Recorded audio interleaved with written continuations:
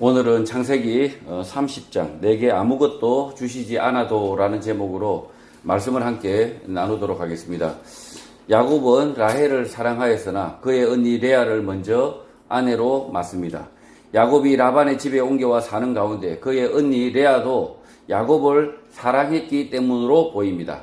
외삼촌 라반은 두 딸의 사랑에 대하여 깊은 고민을 했을 것으로 생각되고 결국 라반은 야곱을 속여 두 딸을 야곱에게 아내로 주고 야곱과 두 딸을 브엘세바로 바로 보내지 않고 자신과 함께 7년 더 살 것을 제안하고 야곱은 승낙하게 됩니다. 아버지 라반은 두 딸 가운데 그 언니 레아가 야곱의 아내가 되더라도 사랑받지 못할 염려에 자신과 함께 살기를 원했던 것입니다.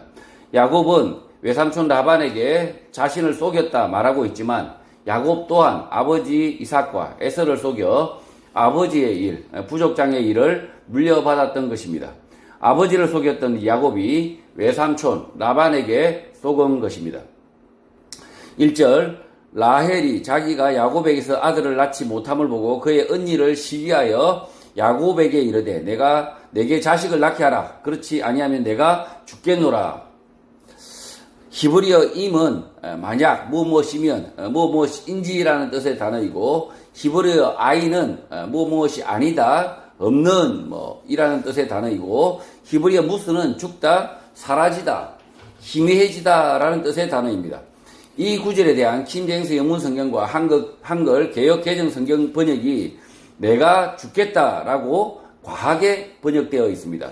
히브리어 원문대로 다시 번역을 하면 라헬이 야곱을 통하여 자식을 낳지 못하자 라헬이 그 언니를 시기하여 야곱에게 말하였는데 나에게 아들을 주고 만약 아이가 없다면 나는 죽은 것과 같다는 것입니다. 죽은 것과 같다, 없다라는 표현인데 나는 죽겠다라고 번역하는 것은 잘못된 번역인 것입니다. 히브리어 원문에서 나는 죽겠다라는 의사, 자살로 보일 만한 히브리어 단어는 보이지 않습니다. 야곱에게 아들을 달라고 한 라헬의 요구는 두 가지 의미로 생각해 볼 수 있습니다. 첫 번째, 레아가 낳은 네 아들 가운데 하나를 라헬 자신에게 주어 키우게 해달라는 뜻일 수 있고 두 번째, 야곱이 아들을 낳은 레아의 장막에만 머물자 자신의 장막으로 오라는 요구일 수 있습니다. 분명한 것은 라헬도 아이를 갖고 싶다, 양육하고 싶다는 뜻을 말하고 있는 것입니다. 지금 이 언니 레아가 벌써 네 아들을 낳았습니다. 그런데 그 아이를 이 라헬도 양육하고 싶다, 아이를 보살피고 싶다 이런 마음을 표현하고 있는 건데 그런데 마치 그 마음을 표현하는 것이 마치 나는 죽겠다 이렇게 번역해버리니까 오해를 할 수 있는 거죠. 이 라헬은 실제 자기 아이가 아니라 할지라도 레아의 아이라 할지라도 양육하는 기쁨을 나누고 싶다 이렇게 표현하고 있다는 거죠. 성경의 원문을 보면 자기가 아이들을 낳겠다라고 표현하는 것이 아니라 아이를 달라, 양육권, 이 아이를 키우고 싶다라는 마음을 표현하고 있다는 거죠. 2절 야곱이 라헬에게 성을 내어 이르되 그대를 임신하지 못하게 하시는 이는 하나님이시니 내가 하나님을 대신하겠느냐라고 합니다. 이 구절도 과하게 번역되어 있습니다. 히브리어 원문대로 번역을 하면 야곱이 라헬에게 화를 내며 말을 하는데 나는 하나님 아래에 있으니 어떤 것이 태의 열매를 방해하는지 모르겠다라고 말하는 것입니다. 히브리어 아셰르는 누구, 어떤, 그것이라는 의미의 뜻의 단어이고 히브리어 마나는 막다, 제한하다, 방해하다는 뜻의 단어입니다. 야곱이 라헬의 임신을 위하여 노력을 했지만 자신이 하나님이 아니어서 임신하지 못하는 이유를 알지 못한다는 뜻입니다. 그런데 임신하지 못하게 방해하는 분이 하나님이다 라고 번역하는 것은 뜻은 통하겠지만 과한 번역입니다. 또 내가 하나님을 대신하겠느냐라고 말하는 부분은 히브리어 원문에는 없습니다. 하나님을 대신하겠느냐라는 부분이 히브리어 원문에 아예 없다는 거죠. 지나친 의역입니다. 야곱이 라헬에게 화를 내면서 말한 부분은 내가 하나님이 아니니 임신이 안 되는 이유를 모른다는 것뿐입니다. 과학이 발달한 오늘날도 임신이 안 되는 이유, 불임, 난임의 이유를 명쾌하게 알 수 없으니 야곱 당시에도 마찬가지인 것입니다. 사람이 모르는 것이 많은데 모르는 것은 모르는 것입니다. 모르는 것을 꼭 알아야 사는 것은 아닌 것입니다. 그러나 지금 이 야곱은 이 라헬의 마음을 담고 있지 못합니다. 화를 내고 있습니다. 아이를 키우고 싶다. 레아의 아이라 할지라도 자신에게 맡기면 아이를 키우고 싶다 이렇게 말하고 있는데, 야곱은 오히려 나는 왜 이 아이를 라헬이 갖지 못한 것에 대해서 나는 모른다 이렇게 하면서 화만 내고 있다는 거죠. 3절 라헬이 이르되 내 여종 빌하에게로 들어가라. 그가 아들을 낳아 내 무릎에 두리니 그러면 나도 그로 말미암아 자식을 얻겠다고 합니다. 라헬은 자신에게도 양육할 아이를 달라고 야곱에게 말했으나 야곱의 대답은 오히려 화를 내고 아니고 엉뚱하게 거절하고 있는 것이죠. 라헬이 아이를 낳지 못한 이유를 내가 알지 못한다라고 말하고 있을 뿐 레아 아이 가운데 하나를 라헬에게 데려와 키우라고 말하지 않습니다. 이 레아 아이를 잠시 라헬에게 키우도록 양육의 기쁨을 나눠주지 않습니다. 야곱은 부모 자식의 관계에서 육체적 유대 관계를 사람이 배제할 수 없다고 여겼던 것 같습니다. 야곱의 이 거절의 답변을 들은 라헬은 자신의 여종 빌하를 통하여 아이를 낳고 그 아이를 자신이 키우겠다고 말합니다. 여종 빌하가 낳은 아이를 라헬이 키울 수는 있겠지만 결국 이 아이도 그 어머니 빌하의 존재를 안다면 빌하를 어머니로 알고 따를 것이 뻔합니다. 라헬의 이 생각은 미봉책인 것입니다. 지금 이 야곱이 아이를 키우고 싶다라고 말하고 있는 이 라헬의 부탁을 거절하고 화를 내고 그렇게 하는 바람에 이 라헬은 이제 자신의 여종 빌하를 통해서라도 아이를 얻겠다라고, 그리고 자신이 그 아이를 무릎에 올려놓겠다라고 양육의 욕망을 지금 말하고 있는 거죠. 4절 그의 시녀 빌하를 남편에게 아내로 주매 야곱이 그에게로 들어갔다고 합니다. 빌하는 라헬의 시녀이지만 이제 야곱의 아내가 됩니다. 라헬의 시녀 빌하가 야곱의 아내가 될 수 있었던 이유는 라헬이 아이를 양육하겠다는 욕망 때문으로 보입니다. 남편 야곱을 차지하겠다는 시기심보다 아이를 키우겠다는, 아이를 무릎에 앉혀서 양육해보겠다는 그 욕망이 더 앞섰기 때문인 것입니다. 5절 빌하가 임신하여 야곱에게 아들을 낳았다고 합니다. 야곱이 빌하에게 들어가자 임신을 하고 아들을 낳습니다. 난임, 불임, 문제에서 알 수 없는 것들이 매우 많지만 분명한 것은 라헬의 시종 빌하가 낳은 아들을 라헬이 자기 아들로 여기면서 한동안 양육하며 양육의 기쁨을 느끼면서 좋아했을 것으로 보입니다.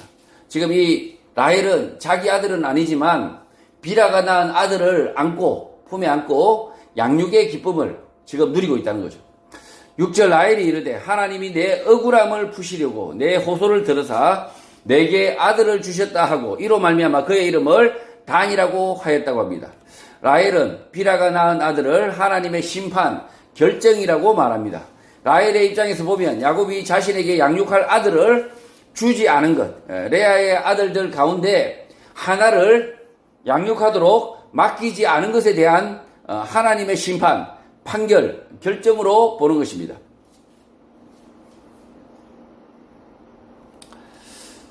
야곱의 잘못된 결정을 하나님이 바로잡았다라는 표현인 것입니다. 야곱이 화를 내면서 내가 어떻게 하나님이 아닌데 어떻게 당신이 임신하지 못하는 이유를 내가 알겠느냐라고 화만 내었지 실제 이 라헬의 마음을 이해하지 못했던 거죠. 라헬의 이런 생각은 빌하의 아들 이름을 단으로 지어 부르며 드러냅니다. 단이라는 이름은 하나님의 판결이라는 뜻인데 야곱은 라헬의 목소리를 들었으나 응답하지 않았고 빌하를 통하여 하나님이 심판 바꾸었다는 것입니다. 혈족 시족 사회에서 레아의 아들을 라헬에게 주어 양육하게 할 수 있었겠으나 야곱은 그렇게 결정하지 못했던 것입니다. 라헬은 야곱의 잘못된 생각을 하나님이 심판했다라고 말하고 있지만 이것은 하나님의 말씀이 아니라 라헬의 주장입니다. 라헬이 하나님의 심판이다. 이것은 하나님의 심판이다 라고 말했으니까 하나님의 심판이 되는 것은 아닙니다. 라헬처럼 말하는 성도들이 있습니다. 자신이 마치 하나님인 양, 하나님의 계시를 받은 양 단정적으로 무엇을 말하는 사람들이 있습니다. 2004년 12월 26일 남아시아 대지진이 발생하자 인도양에 쓰나미가 발생하여 20만 명 이상이 사망하게 됩니다. 인도네시아 아체 지역의 경우 내륙 수십 킬로까지 바닷물이 범람하여 많은 희생자가 나온 것입니다. 이 지진과 쓰나미에 대하여 한국교회의 어떤 분이 하나님을 믿지 않아서 받은 천벌이라고 주장을 합니다. 주장은 할 수 있으나 그것이 옳은지 그런지는 따져봐야 하는 것입니다. 하나님의 심판이다. 하나님이 그렇게 하셨습니다. 라고 말을 하지만 사람들은 그렇게 주장을 하지만 그 말이 성경에 기록이 되어 있지만 그러나 그 말이 모두 옳다는 것은 아니라는 거죠. 7절 라헬의 시녀 비라가 다시 임신하여 둘째 아들을 야곱에게 낳음에 8절 라헬이 이르되 내가 언니와 크게 경쟁하여 이겼다 하고 그의 이름을 납달리라고 지었다고 합니다. 히브리어 파탈은 씨름하다, 겨루다는 뜻의 단어이고 히브리어 아호트는 자매, 누이를 뜻하는 단어입니다. 레아의 출산과 라헬의 난임으로 인하여 야곱 가정에 문제가 생겼고 이 문제는 결국 라헬의 시종 비라가 야곱의 아내가 되어 아들을 낳는 것으로 해결되는 것으로 보이지만 제대로 된 해결, 궁극적인 해결은 아닌 것입니다. 아이를 라헬에게 안긴 비라는 곧장 둘째 아들까지 낳게 됩니다. 그러자 라헬이 아들의 이름을 납달리, 경쟁, 싸움이라는 뜻의 이름을 지으며 자신이 하나님 앞에서 언니와의 경쟁에서 이겼다고 선언하고 있는 것입니다. 라헬의 이 승리 선언은 공허한 것입니다. 하나님이 원하시는 방향도 아니었고 하나님이 라헬의 승리를 위하여 단과 납달리 두 아들을 주신 것이 아니기 때문입니다. 사람이 자신의 뜻대로 일을 저지르고 그 일의 결과를 하나님의 뜻으로 포장하는 것은 잘못된 것이고 믿음이 아닌 것입니다. 하나님은 사람이 자신의 뜻대로 하려는 것을 막지 않으시지만 마찬가지 하나님의 뜻대로 살려는 사람을 보호하고 지키시는 분이시기 때문에 훗날 태어날 라헬의 자식 요셉은 앞서 태어난 많은 형들의 미움을 받아서 죽을 고비를 간신히 넘기고 애굽에 팔려가 애굽 총리가 되어서 이스라엘 민족을 보존하게 되는 결과를 맞는 것입니다. 지금 이 라헬의 승리서는 이 두 아들, 비라를 통해서 두 아들을 낳고 라헬의 승리를 선언하지만 나중에 어떻게 됩니까? 이 많은 형제들이 라헬이 낳은 그 자식 요셉을 핍박하여서 죽이려고 하였고 그 죽이는 것은 너무 잔인하다. 그래서 애굽에 그 우물에 빠뜨렸고 그리고 그를 다시 애굽으로 노예로 팔아버렸던 거죠. 그러니 이 라헬의 그 승리 선언은 매우 공허한 것이었다. 9절 레아가 자기의 출산이 멈춤을 보고 그의 시녀 실바를 데려다가 야곱에게 주어 아내로 삼게 하였다고 합니다. 라헬이 비라를 통하여 두 아들을 낳고 승리 선언을 하자 레아 또한 경쟁, 싸움에서 비켜서지 않습니다. 그래서 자신의 여종 실바를 야곱에게 아내로 주어 아들을 낳게 한 것입니다.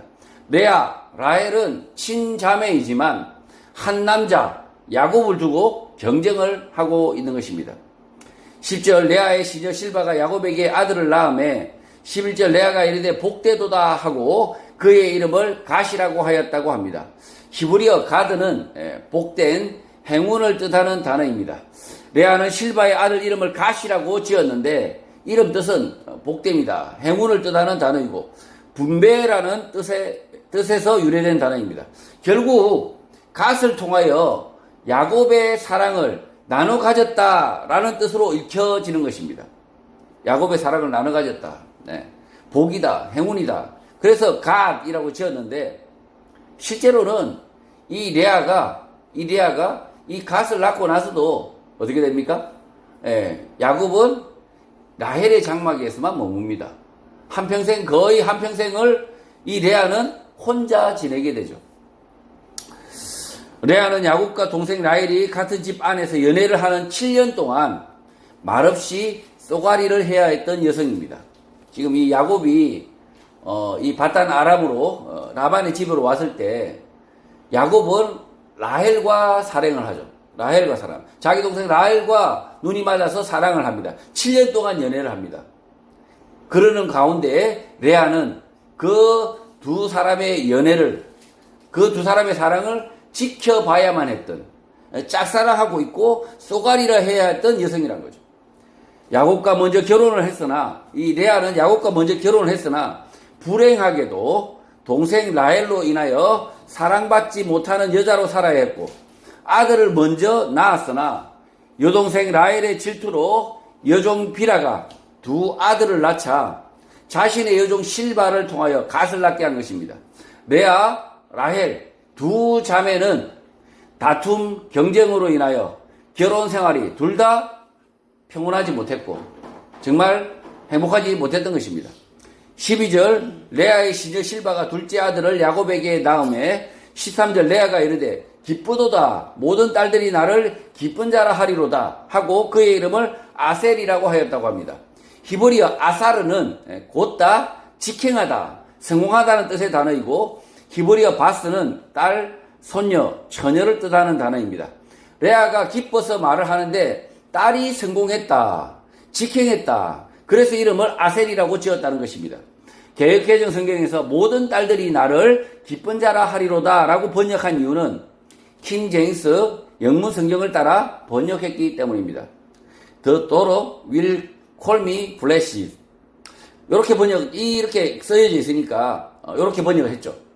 히브리어 원문에서는 바스, 딸이, 아사르, 직행했다, 성공했기 때문에 기뻐했다라고 말하고 있습니다. 결국 실바가 둘째 아들까지 곧장 낳았다, 곧장 직행했다, 곧장 성공했다라는 뜻의 이름으로 아셀이라고 부른 것입니다. 아셀. 지금 직행하다. 그게 뭐 엑셀인지 모르겠어요. 어쨌든, 네, 지금 이 실바가 첫째도 낳고 둘째도 곧장 낳았다. 이래서 아셀이란 거죠. 14절 밀 거둘 때 르우벤이 나가서 들에서 합 한 채를 얻어 그의 어머니 레아에게 드렸더니 라헬이 레아에게 이르되 언니의 아들의 합 한 채를 청구했다고 합니다. 히브리어 두다임은 한국어로 합 한 채로 번역을 하고 있습니다. 르우벤이 들판에서 핀 두다임 합 한 채를 꺾어서 그의 어머니 레아에게 주자 라헬이 자신에게도 그것을 달라고 요청한 것입니다. 두다임 합 한 채는 지중해 연안에 서식하는 식물로 보라색 꽃을 가지고 그 뿌리가 사람의 모습을 닮아 있고 마약, 마취 성분이 있어서 정력제 또는 임신 촉진제로 사용될 수 있었던 식물입니다. 히브리어 도드가 연인을 뜻하는데 두다임은 도드의 복수형 도딘과 유사하여서 사랑의 식물이라는 것을 알 수 있습니다. 지금 이 사진을 보시면 우리가 인삼이 그 사람 모양을 하고 있는 인삼도 있지 않습니까? 그런 것처럼 마치 그 인삼의 그 양리 효과가 과장되어 있듯이 마찬가지로 이 두다임 합한채도 그 지중해 연안에서 생겨나는데 그 뿌리가 사람처럼 생겨 있고 그러다 보니까 좀 오해가 있는 식물이라는 거죠. 그러나 모든 식물의 양리 효과는 사람마다 다 다르고 소량의 경우 긍정적인 효과를 낼 수도 있지만 다량 복용할 경우 심각한 부작용을 겪을 수 있는 것입니다. 르우벤이 가져온 두다임은 레아가 아니라 라헬에게 필요한 것일 수 있으나 실제 그 효과는 검증된 것이 아닌 것입니다. 그런 두다임 합한 채를 르우벤이 가져오자 라헬이 가지겠다고 레아에게 간청하고 있는 것입니다. 15절 레아가 그에게 이르되 내가 내 남편을 빼앗은 것이 작은 일이냐? 그런데 내 아들의 합한 채도 빼앗고자 하느냐? 라헬이 이르되 그러면 언니의 아들의 합한채 대신에 오늘 밤에 내 남편이 언니와 동침하리라고 합니다. 레아는 남편 야곱을 끼고 사는 라헬에 대하여 불만을 표시합니다. 이 야곱이 라헬의 장막에서만 머문다는 거죠. 네. 이 6 아들을 낳은 이 레아를 외면하고 이 야곱이라는 남편은 라헬만을 계속 사랑한다. 남편을 가져간 것도 작은 일이 아닌데 내 아들이 가져온 2다임 합한채마저 가져가려고 한다고 말합니다. 그러자 라헬이 내 아들의 2다임 대신에 야곱이 너와 오늘 밤 자는 것으로 제안을 합니다. 라헬은 2다임을 얻고 레아는 야곱과 하룻밤을 함께 보내게 된 것입니다. 라헬의 이런 모습은 매우 부자연스럽고 불필요한 요청이고 믿음의 말과 행동이 아닌 것입니다. 이 라헬이 2다임 그 식물을 의지해서 뭔가를 해보려고 하는 이런 모습은 매우 불필요하고 믿음의 말과 행동이 아니라는 거죠. 16절 저물 때에 야곱이 들에서 돌아오매 레아가 나와서 그를 영접하며 이르되 내게로 들어오라. 내가 내 아들의 합한채로 당신을 샀노라. 그 밤에 야곱이 그와 동침하였다고 합니다. 히브리어 사카르는 고용하다, 매수하다라는 뜻의 단어입니다. 저녁이 되자 들에서 야곱이 돌아오자 레아가 나와서 맞이합니다. 그리고 너는 나에게 들어올 것이다. 왜냐하면 내 아들의 2다임 합한채로 너를 고용했기 때문이라고 말을 합니다. 그러자 야곱은 레아에게 들어가 함께 동침했다는 것입니다. 라헬은 아이를 갖고자 노력했고 레아는 야곱의 사랑을 얻고자 노력하고 있었던 것입니다. 17절 하나님이 레아의 소원을 들으셨으므로 그가 임신하여 5째 아들을 야곱에게 낳았다고 합니다. 야곱은 라헬의 장막에 머물며 살았고 네 아들을 두었지만 이미 4아들을 두었지만 레아는 오랫동안 혼자였던 것으로 보입니다. 그런 레아의 말을 하나님이 들으셔서 임신하고 5째 아들을 낳게 된 것입니다. 18절 레아가 이르되 내가 내 시녀를 내 남편에게 주었으므로 하나님이 내게 그 값을 주셨다 하고 그의 이름을 이사갈이라고 하였다고 합니다. 레아는 자신에게 출산이 멈추자 여종 실바를 야곱에게 주었는데 하나님이 내 남편에게 내 여종을 준 것에 대한 대가로 보상을 주셨다라고 말하고 5째 아들의 이름을 이사갈이라고 부른 것입니다. 이사갈은 보상, 값이라는 뜻의 이름입니다. 레아는 이미 라헬, 비라를 아내로 두고 있는 야곱에게 여종 실바를 주기 싫었을 것입니다. 그러나 레아는 라헬과의 경쟁으로 실바를 야곱에게 보내어 아들을 얻었는데 그것에 대한 보상으로 자기에게 아들을 주셨다고 말하고 있는 것입니다. 라헬과 레아는 하나님이 주셨다, 하나님이 하셨다라고 말하고 있지만 라헬과 레아의 말뿐입니다. 하나님이 이렇게 하셨다라고 기록하고 있지 않습니다. 지금 이 라헬과 레아의 주장을 이 성경에 기록하고 있습니다. 그 라헬과 레아의 주장이 하나님의 말씀일까요? 하나님의 생각이실까요? 예. 사람의 일단 생각일 뿐이란 거죠. 이것은 라헬과 레아의 말이 맞을 수도 있지만 틀릴 수도 있다. 19절 레아가 다시 임신하여 6째 아들을 야곱에게 낳은지라. 20절 레아가 이르되 하나님이 내게 후한 선물을 주시도다. 내가 남편에게 6 아들을 낳았으니 이제는 그가 나와 함께 살리라 하고 그의 이름을 스불론이라고 하였다고 합니다. 레아가 다시 임신하여 6째 아들을 낳습니다. 그리고 레아가 말합니다. 하나님께서 나에게 좋은 선물을 주셨다라고 말하고 아들의 이름을 스불론이라고 짓습니다. 스불론은 존귀, 높임이라는 뜻의 이름인데 레아가 6째 아들을 낳아서 자신의 위치가 높아졌다라고 말하는 것입니다. 근데 과연 높아졌을까요? 레아가 과연 그 아들의 이름을 스불론, 존귀라고 했지만 그 레아가 존귀해졌을까요? 레아가 그렇게 주장한다고 해서 지금 이 레아는 여전히 야곱의 사랑을 갈구하고 있던 그 라헬의 장막에만 머물고 있는 이 라헬에 대해 이 야곱에 대해서 원망의 마음을 가지고 있다는 거죠. 21절 그 후에 그가 딸을 낳고 그의 이름을 디나라고 하였다고 합니다.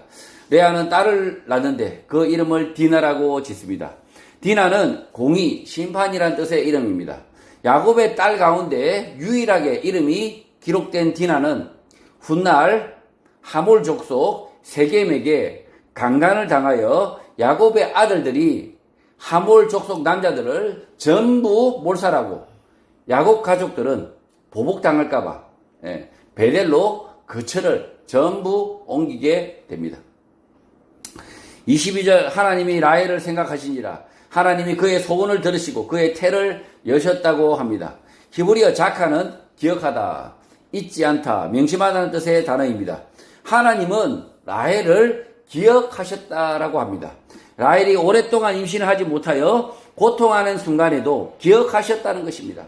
또 하나님께서 라헬의 기도를 들으시고 그의 태를 여셨다는 것입니다. 라헬이 임신을 못했음에도 안절부절하지 않았다면, 그 언니 레아와 시기질투하지 않았더라면 더 좋았을 것이지만 다투고 시기하고 안절부절 못했던 라헬을 하나님은 여전히 기억하셨던 것입니다. 바르게 행동하지 못하지만, 어리석지만 하나님이 그 라헬을 기억하시듯이 성도들도 기억하시는 것입니다. 23절 그가 임신하여 아들을 낳고 이르되 하나님이 내 부끄러움을 씻으셨다라고 합니다. 히브리어 헤르파는 책망, 비난, 조롱, 경멸을 뜻하는 단어이고, 히브리어 아사프는 긁어모으다 라는 뜻의 단어입니다. 라헬은 임신하여 아들을 낳고 말합니다. 하나님께서 내 수치, 비난을 거두셨다, 모으셨다라는 것입니다. 라헬은 아들을 낳지 못한 것을 수치, 부끄러움이라고 생각했을 수 있습니다. 또 자신이 아들을 낳기까지 조급해하며 여러 사건을 만들게 되었는데 그것을 자신의 수치라고 생각했을 수 있습니다. 라헬은 불임으로 인하여 생겨난 여러 가지 문제와 어려움들을 자신의 수치로 여기고 하나님께서 긁어 모아서 숨겨주셨다는 것입니다. 라헬의 난임, 불임의 이유는 모릅니다. 그러나 하나님이 자신의 수치, 불임을 거두셨다고 중의적으로 표현하고 있는 것입니다. 이 라헬이 자신이 이 임신하지 못한 것도 자신의 수치라고 생각하고 있지만, 마찬가지로 자신이 임신하기 그 과정까지 그 안달복달했던 그 다음에 그렇게 자기가 막 그렇게 했던 행동들, 과거의 행동들, 시기 질투했던 행동들, 그런 것들을 자신의 수치라고 여기고 있을 수 있다는 거죠. 24절 그 이름을 요셉이라 하니 여호와는 다시 다른 아들을 내게 더하시기를 원하노라 하였다는 것입니다. 라헬은 아들 이름을 요셉으로 짓습니다. 요셉은 더하다, 추가하다 라는 뜻의 이름인데, 요셉 이후에도 하나님이 다른 아들을 주시기를 바라는 마음을 표현한 것입니다. 난임을 겪었던 라헬은 여러 아들을 둔 언니 레아와 오랫동안 갈등해왔고, 그래서 결과적으로 베냐민을 더하여 야곱의 아들들은 12이 되게 됩니다. 그래서 아브라함과 이삭에게 주신 하나님의 약속 가운데 아브라함과 이삭의 후손들이 별과 같이 많아서 민족을 이루는데 12아들이, 야곱의 12아들이 그 토대가 된 것입니다. 라헬과 레아의 이 갈등이, 라헬과 레아의 이 세 사람의, 야곱과의 이 세 사람의 사랑과 갈등이 결국 12아들을 낳게 되었고, 그 레아의 아들 유다 자손, 유다를 통해서 다윗을 통한 이스라엘 왕국이 출현했고, 그리고 그 다윗의 후손이 예수 그리스도를 통하여 세상의 구원, 언약 성취의 방편이 된 것입니다. 지금 이 레아와 이 라헬이 갈등하고 서로 사랑하고 서로 다퉜지만, 그러나 그 레아와 라헬의 그 다툼, 야곱과 시기와 질투와 사랑이 결국은 어떤 결과를 낳습니까? 하나님의 언약 성취의 방편이 되었다는 거죠. 25절 라헬이 요셉을 낳았을 때에 야곱이 라반에게 이르되 나를 보내어 내 고향 나의 땅으로 가게 해달라고 합니다. 야곱이 77세에 바단 아람으로 와서 14년을 라반을 위해서 일을 했고 요셉을 얻자 자신이 살던 브엘세바로 돌아가려고 했던 것입니다. 야곱은 브엘세바를 떠나올 때 잠시 동안만 화가 난 에서를 피하여 밧단 아람에 머물며 그 아내를 구한 뒤에 돌아가려고 했지만 라헬을 만나서 7년을 라반과 함께 일할 것을 약속하였고 이 라헬을 위해서 내가 7년간 일을 해주겠다라고 약속하죠. 라헬에 대한 사랑의 표현입니다. 7년이 되자 외삼촌 라반의 속임으로 라헬의 언니 레아를 아내로 얻게 되고 그리고 다시 7년을 외삼촌 라반을 위하여 일하게 된 것입니다.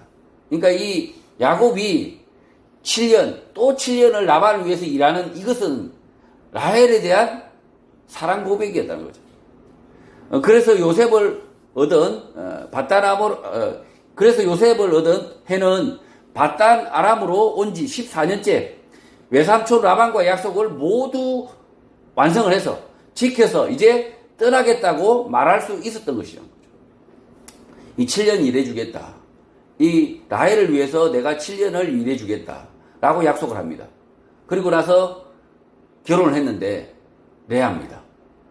그러자 이 야곱은 화를 내지만 그러나 자신이 라헬에 대한 그 사랑을 다시 증명하려고 라헬을 아내로 준다면 내가 다시 7년을 일하겠다. 그래서 레아와 라헬 두 자매를 아내로 얻으면서 무려 14년이나 일을 합니다.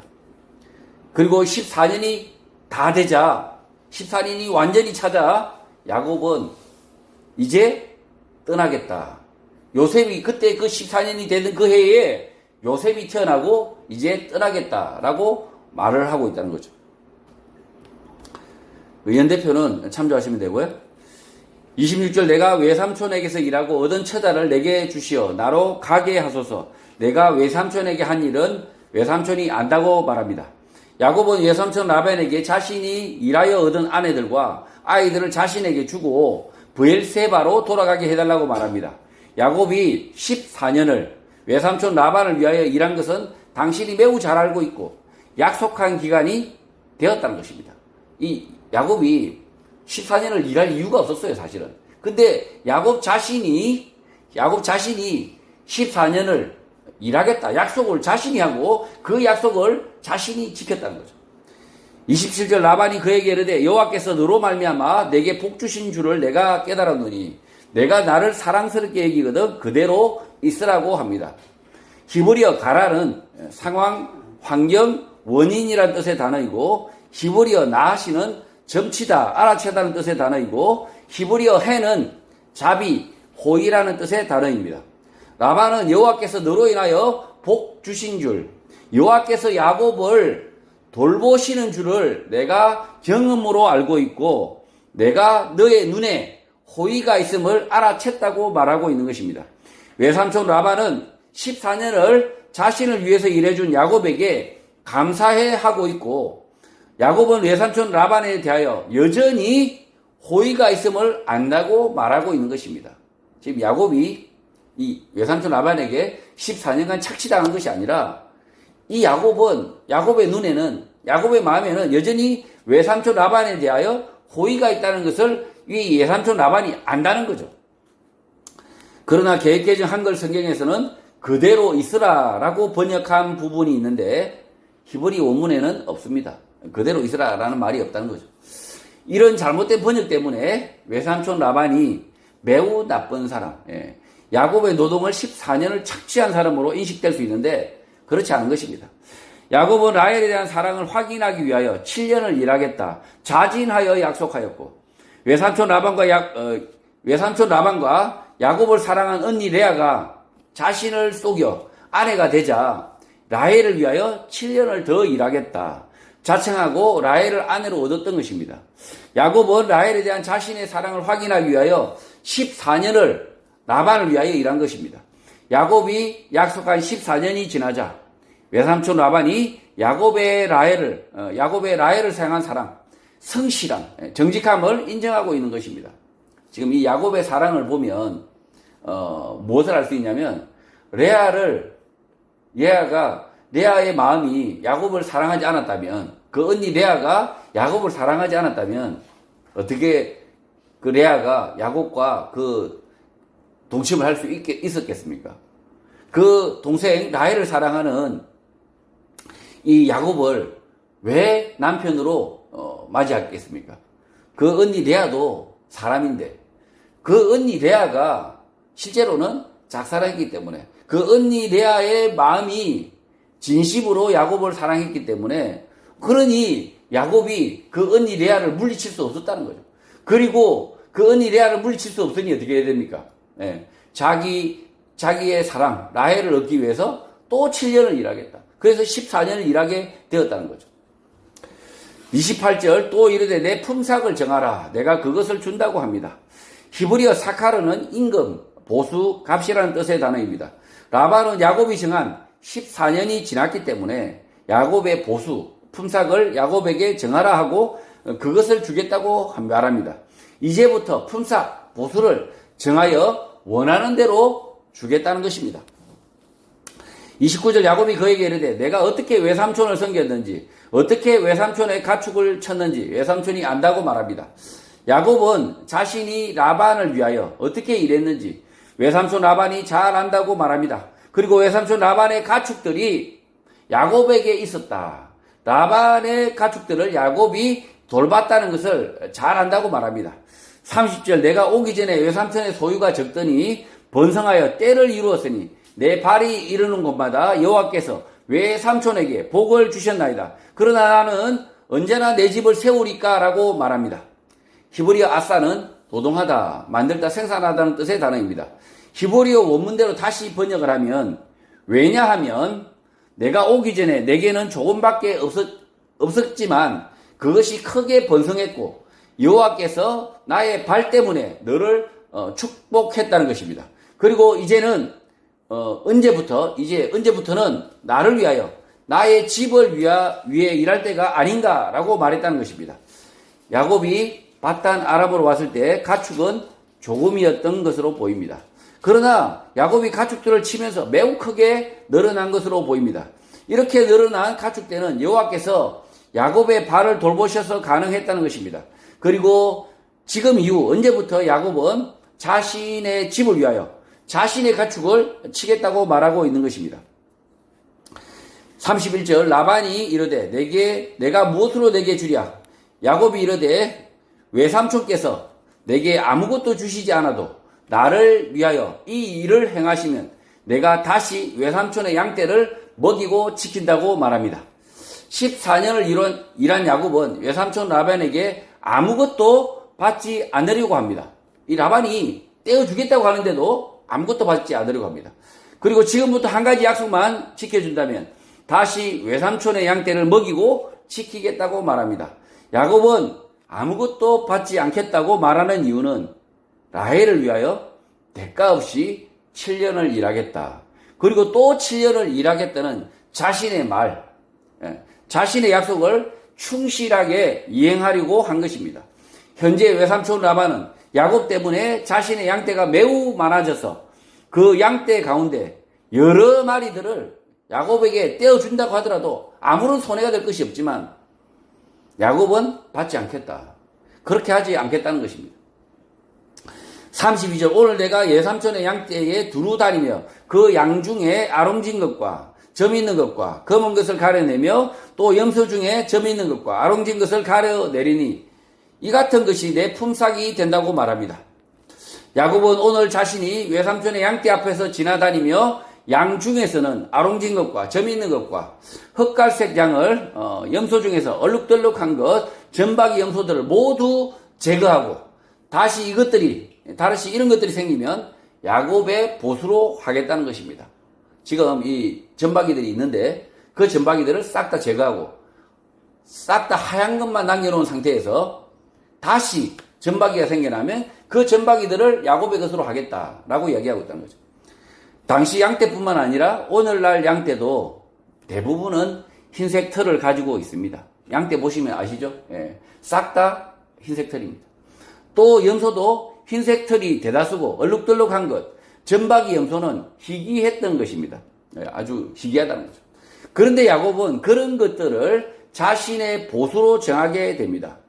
외삼촌 라반의 입장에서는 전체 양과 염소 가운데 뭐 1에서 한 5% 될까요? 예. 1에서 한 5% 정도가 야곱의 보수가 될 것으로 생각했기 때문에 흔쾌히 수락을 했을 수 있습니다. 지금 이 양들을 보면 양떼 무리 보시면 얼룩덜룩한 양은 그야말로 한두 마리 보일까 말까죠. 근데 그렇게 생겨나는 그런 전박이 양들만 야곱의 보수, 임금, 품삯으로 하겠다. 이렇게 정하니까 라반이 오케이 한 거죠. 사진을 참조하시면 되고요. 33절 후일에 외삼촌께서 오셔서 내 품삯을 조사하실 때에 나의 의가 내 대답이 되리이다. 내게 혹시 염소 중에 아롱지지 아니한 것이나 점이 없는 것이나 양 중에 검지 아니한 것이 있거든 다 도둑질한 것으로 인정하라고 합니다.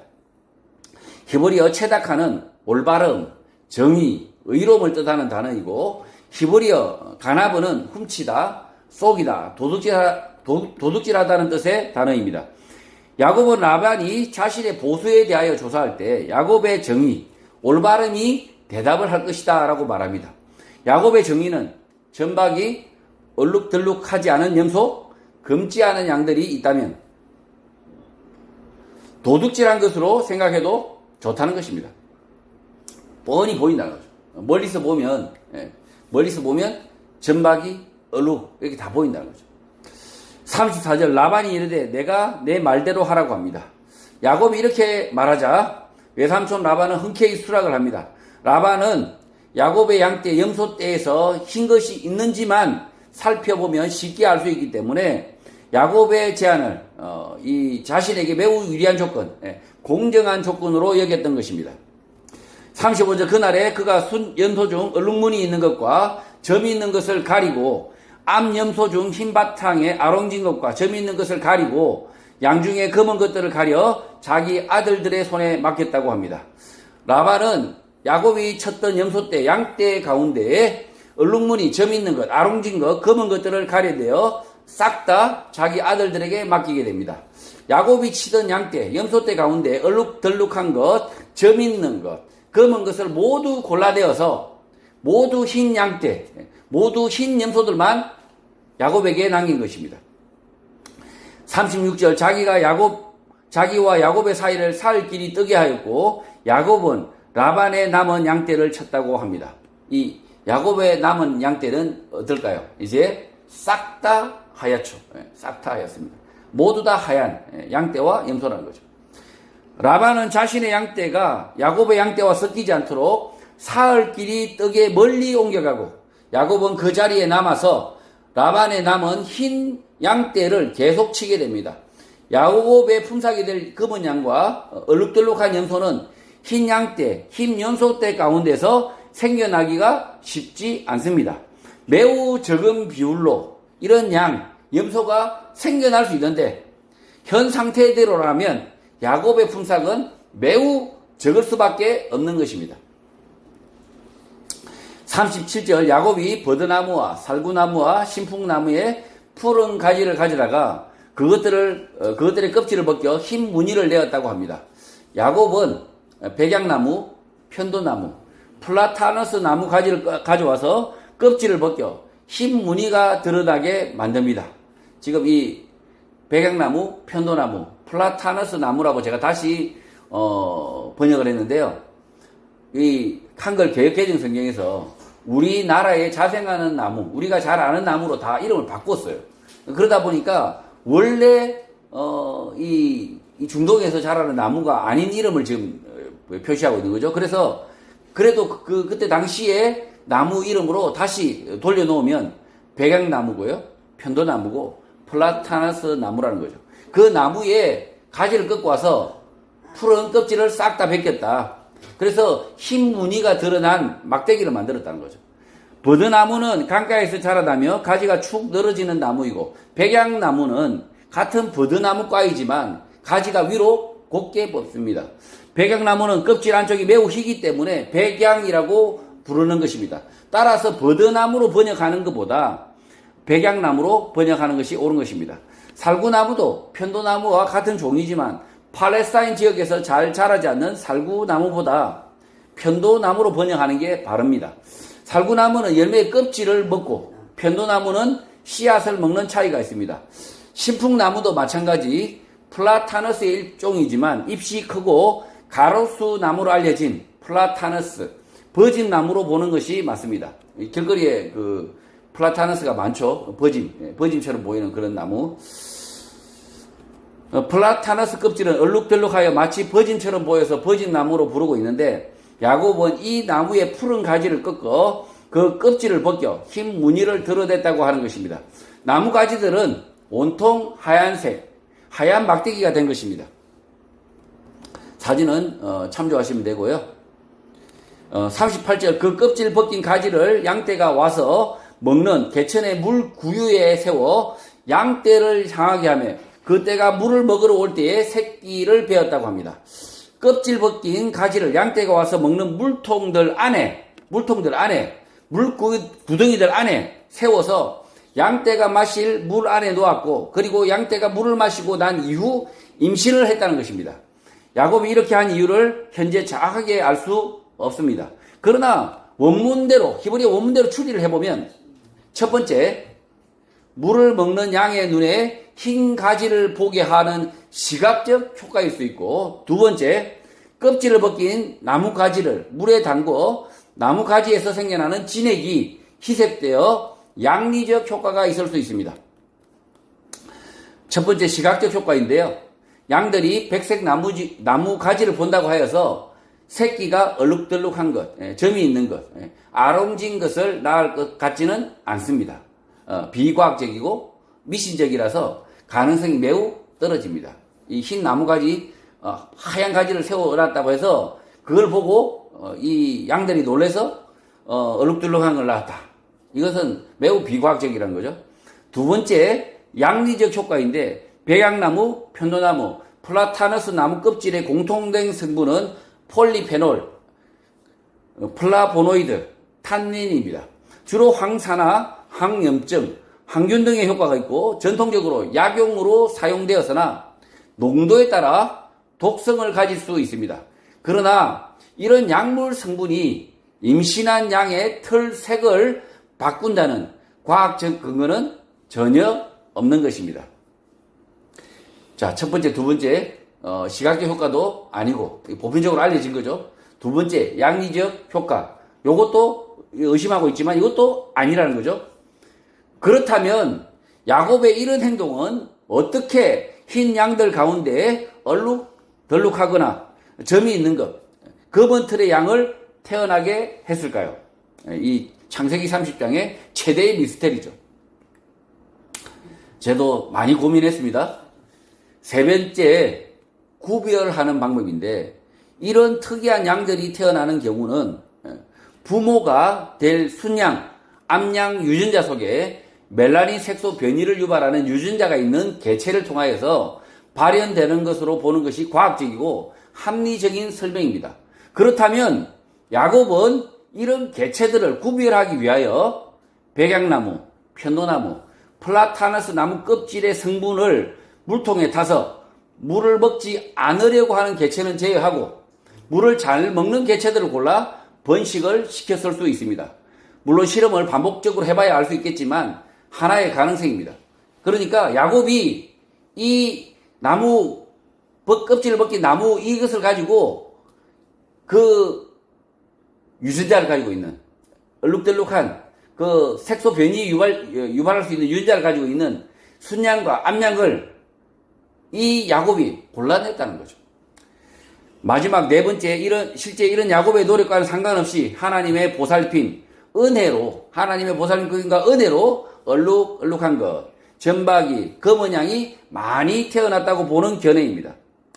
네 가지 견해를 제가 말씀드렸죠. 그러나 야곱의 노력, 행동을 매우 구체적으로 기록하고 있어서 막연히 하나님의 보살핌이다, 하나님의 은혜다라고만 생각하기가 어렵다는 거죠. 여러분의 생각은 어떠십니까? 예, 저는 야곱이 14년 동안 아주 성실하게 그 양을 치면서 양들의 개체들의 성질, 양들의 그 성질들을 구별하는 노하우, 방법들을 체득하여서 지금 이렇게 해서 물론 이 성경에서 다 이 야곱의 그 노하우들을 기록하고 있지 않지만 야곱이 그 목축을 하면서 쌓았던 그 경험들을 다 기록하고 있지 않지만 야곱이 분명히 이 양 번식의 전문가, 그때 당시에서는 그 당시의 과학적 사고로서는 가장 최신의 기술을 가지고 야곱이 이 양들을 분별할 줄 아는, 어떤 방식으로 해서 양들을 움직여서 구별해내는 그런 지식을 가졌다라고 보는 것이 아마 타당할 것입니다. 39절 가지 앞에서 새끼를 뱀으로 얼룩얼룩한 것과 점이 있고 아롱진 것을 낳았다고 합니다. 히브리어 엘은 어떤 것을 지향하다, 어떤 쪽으로 라는 뜻의 단어이고 히브리어 마켈은 어린 가지, 막대를 뜻하는 단어입니다. 히브리어 원문대로 이 구절을 살펴보면 막대기들 쪽 양떼가 임신했다고 합니다. 그렇다면 막대기를 피한 양떼도 있다는 것입니다. 막대기들 쪽 양떼들은 줄무늬가 있는 점박이, 얼룩덜룩한 새끼를 낳게 되는데 이 양들이 야곱의 몫이 되었던 것입니다. 야곱은 14년 동안 오랫동안 양떼를 치면서 어떻게 양들을 먹이고 관리하면 줄무늬 있는 점박이, 얼룩덜룩한 새끼를 낳게 되는지 알았을 수 있습니다. 또 어떤 부모 양이 이런 어린 새끼 양들을 낳는지 알았을 수 있습니다. 그래서 막대기 쪽 양을 임신하게 하면 새끼 가운데 줄무늬 있는 점박이, 얼룩덜룩한 새끼를 얻은 것입니다. 이 야곱이 성실하게 자기의 양도 아닙니다.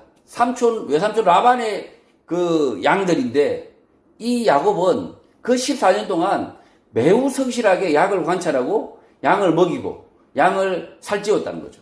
그래서 그 양들이 엄청나게 늘어났는데 이 번식 전문가 아닙니까? 이 야곱이 목축 최고의 기술자인 거죠.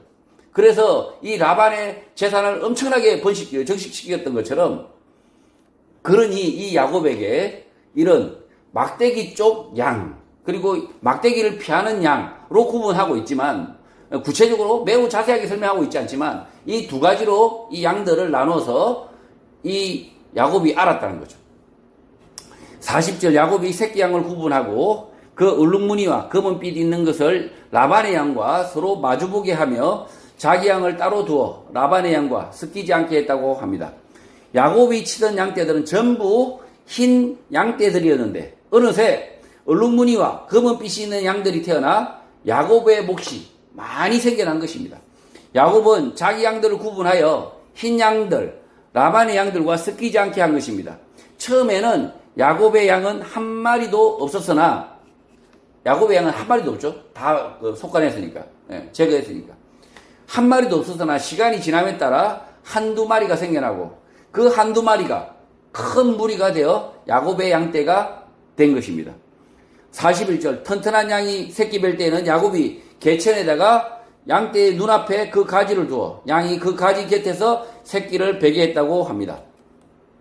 히브리어 카샤르는 매다, 곡물을 꾸미다, 묶여진이라는 뜻의 단어입니다. 개정 성경에서 튼튼한 양과 약한 양으로 번역하고 있지만 히브리어 원문에는 작은 가축, 양 또는 염소로만 기록되어 있습니다. 튼튼한 양, 약한 양 이렇게 성경에 없다는 거죠. 모두 작은 가축들이 양, 염소들이 교배를 할 때 카샤르, 곡물을 꾸몄다. 함께 묶었다는 것입니다. 야곱은 양들 눈앞에 벗겨놓은 가지들을 구유 안에 두고 그 가지 안에서 교배를 하도록 했다는 것입니다. 그 가지팀, 그 다음에 가지를 싫어하는 팀. 그러니까 가지를 싫어하지 않는 그 양들을 교배하도록 하게 했다. 42절 약한 양이면 그 가지를 두지 아니하니 그렇게 함으로 약한 것은 라반의 것이 되고 튼튼한 것은 야곱의 것이 되었다고 합니다. 이 42절 구절에서 약한, 튼튼한 이런 구절이 전혀 없습니다. 히브리어 원문에는. 히브리어 아타프는 덮다, 옷을 입다, 숨다, 스스로 덮다는 뜻의 단어입니다. 양이 스스로 덮는다면 흰 나무 가지를 좋아하지 않으면 나무 가지를 두지 않아서 라반의 것이 되었고, 히브리어 카샤르, 공모를 꾸민 함께 묶인 양들은 야곱의 것이 되었다는 것입니다. 야곱이 의도한 양, 카샤르. 이 카샤르 양들, 그러니까 이 나뭇가지를, 흰색 나뭇가지를 싫어하지 않는 이것들, 이 양들의 공모한 양들, 함께 묶인 양들이 되는 거죠. 야곱은 양들의 기질적 특징을 구별하는데 백양나무, 편도나무, 플라타너스 나무 가지를 가져와서 껍질을 벗겨 흰 무늬가 드러난 가지를 사용하게 됩니다. 양들이 구유 앞에서 교배를 할 때 그 가지들을 싫어하지 않는 양들의 새끼는 야곱의 양들이 되었고, 그 가지를 외면하는 양들의 새끼는 라반의 것이 되었다는 것입니다.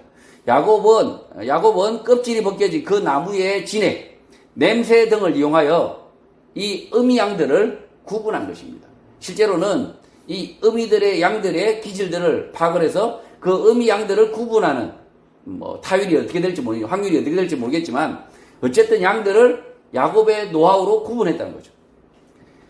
약한 양은 가지를 두지 않아서 약한 것이 라반이 되고, 튼튼한 것은 야곱의 것이 되었다는 번역은 매우 어색합니다. 히브리어 원문에 약한 양, 튼튼한 양으로 구분하는 단어가 없기 때문입니다. 히브리어 아타프는 스스로 덮는 것, 스스로 그 가지를 피하는 것과 히브리어 카샤르, 공모를 꾸민 것, 함께 꾸민 것, 그 가지를 싫어하지 않는 것의 차이인 것입니다. 아타프, 가지를 피하는 것, 카샤르, 그러니까 가지를 이렇게 싫어하지 않는 개체, 이렇게 구분이 된다는 거죠. 43절 이에 그 사람이 매우 번창하여 양떼와 노비와 낙타와 나귀가 많아졌다고 합니다. 야곱은 매우 번성하여 양떼와 노비와 낙타와 나귀가 많아졌다고 합니다. 야곱이 번성한 이유는 아마 양에 대한 애정과 열정, 정성, 오랜 경험으로 양들을 관찰하여서 얻은 지식 때문으로 보입니다. 야곱이 14년 동안 얼마나 성실하게 일했는지 그 야곱의 모든 행태와 습성들을, 그 풀을 먹는 습성들까지 다 알았다는 거죠. 야곱은 어떤 어미 양들이 얼룩얼룩한 점이 있는 검은 양의 유전자를 가졌는지 구별할 정도로 경험 많은 축산업, 기술자였던 것입니다. 야곱이 이렇게 성공할 수 있었던 이유는 바단 아람에서 14년을 외삼촌 라반을 위하여 일했지만 그 일한 경험, 지식들로 야곱은 자신의 일 가운데, 자신의 일 속에서 성공할 수 있었던 것입니다. 그저 얻은 성공이 아니었던 것입니다. 매우 노력해서, 야곱이 치열하게 노력해서 얻은 성공이란 거죠. 성도 여러분, 야곱은 라헬을 사랑하여 7년을 외삼촌 라반의 속임으로 다시 7년을 라반을 위하여 성심성의껏 일하였으나 그 일을 통하여 자신의 일을 번창시킬 지식과 경험을 갖춘 것입니다.